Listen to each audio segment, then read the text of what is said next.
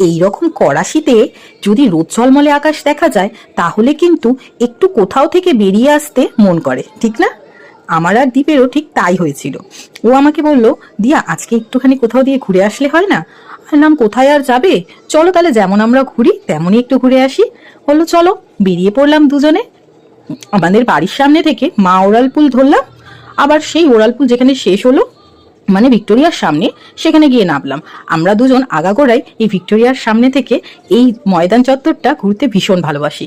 ওর আর আমার দুজনেরই খুব পছন্দের জায়গা এটা, তাই বেরিয়ে পড়লাম দুজন মিলে সেইখানেই আবারও ঘুরতে। একটা কথা কি জানো, এখানে অন্য জায়গার তুলনায় একটু বেশি ঠান্ডা, আর বিশেষ করে গাড়িতে তো আরো বেশি ঠান্ডা লাগে। মাঝখানে এই যে দেখছো এই ঘটনাটা, এটা ঘটেছিল কি, আমার একটু পায়ে প্রবলেম হচ্ছিল, আমি নেমেছিলাম গাড়ি থেকে। তা আমার বর আমাকে বলে, যাও তুমি চলে যাও বাড়ি, আমি আর তোমাকে নিয়ে যাবো না। আমি বললাম ঠিক আছে তাহলে দাঁড়িয়ে থাকি।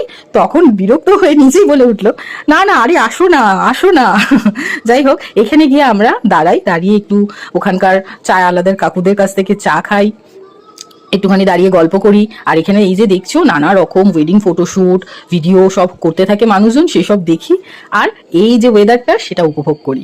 আমাদের খুব ভালো লাগে এই জায়গাটা। তোমাদের কেমন লাগে, কেউ যদি গিয়ে থাকো তাহলে অবশ্যই কিন্তু আমাকে জানিও। কুয়াশায় ঢাকা চারিদিক দেখতে এত ভালো লাগে আর এত মনোরম পরিবেশ যে এখান থেকে আসতে ইচ্ছা করে না।